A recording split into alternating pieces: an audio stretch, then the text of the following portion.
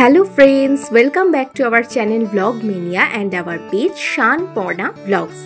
তো আজকে যে ভিডিওটা আমরা দেখাচ্ছি তোমরা হয়তো দেখেই বুঝে গেছো যে আজকে হতে চলেছে একটা রেসিপি ব্লগ। আজকে আমরা একটা বড় এঁচড় নিয়ে চলে এসেছি আর আজকে আমরা বানাবো চর্বি দিয়ে এঁচড়ের ডালনা। তার জন্যই এই এঁচড়টাকে আগে ভালো করে কেটে নেব। এঁচড়টা কিন্তু বাইরে থেকে যতটা বড় ভেতর থেকে ততটাই ফ্রেশ আর এই এঁচড়টাতে প্রচুর আঠা ছিল, যার জন্য আমার বর কিন্তু ভালো করে হাতে তেল মেখে নিয়েছে। এবার এঁচড়টাকে ভালো করে খোসা ছাড়িয়ে ডালনার মতো করে বড় বড় করে কেটে নেব। তোমরা কারা এঁচড় খেতে খুব ভালোবাসো সেটা কিন্তু আমাদের অবশ্যই জানাবে, আর তোমাদের বাড়িতে এঁচড়ের আরও কত রকম রেসিপি হয় সেটাও কিন্তু কমেন্টে আমাদের জানাতে একদম ভুলো না। তো দেখতে থাকো এই ভিডিওটা। তো দেখো এখানে কেটেই কিন্তু এঁচড়টাকে আমরা জলে দিয়ে দিচ্ছি। আর অনেকে আছে এঁচড় কাটার সময় এঁচড়ের এই বিচিগুলোকেও ছাড়িয়ে নেয়, তবে আমরা কিন্তু আর এই বিচিগুলোকে ছাড়াচ্ছি না। আমরা এই বিচিগুলো সমেতই এই এঁচড়টাকে রান্না করব। তাতে কিন্তু খেতে খুব একটা খারাপ লাগে না, ভালোই লাগে। তো এবার দেখো আমাদের কাটা কিন্তু প্রায় কমপ্লিট। আজকে কিন্তু আমরা গোটা এঁচড়টা করব না, আমরা আধখানা এঁচড়ের আজকে এই চর্বি দিয়ে ডালনা করব।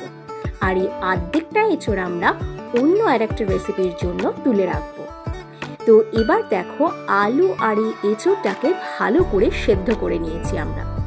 আর এই রান্নাটা করার জন্য যা যা উপকরণ লাগবে সেগুলোও কিন্তু আমরা কেটে নিয়েছি এখানে। আর এখানে দেখো চর্বিটাও রাখা আছে। এবার আমরা রান্নাটা শুরু করে দেব।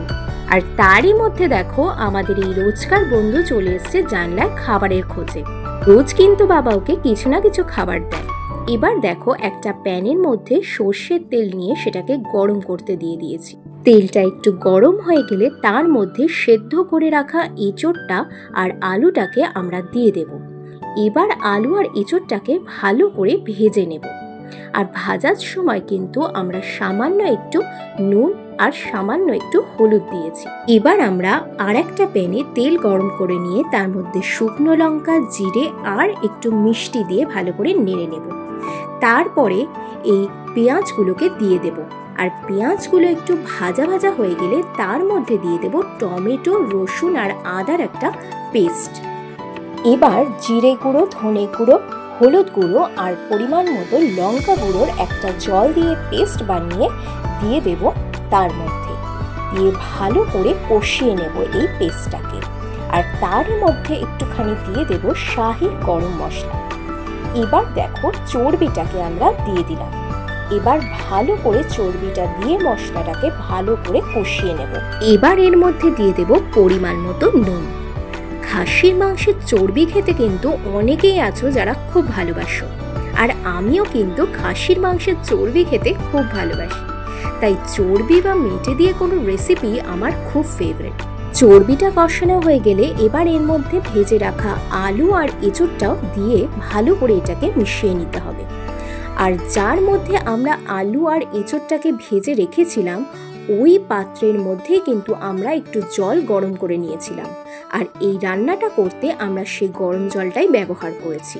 এবার কিন্তু আমাদের চর্বি দিয়ে এঁচড়ের ডালনা একদম রেডি পাতে সার্ভ করার জন্য, যেটা ভাত আর রুটি দুটোর সাথেই অসাধারণ খেতে। দেখা হচ্ছে নতুন একটা ব্লগে। টাটা।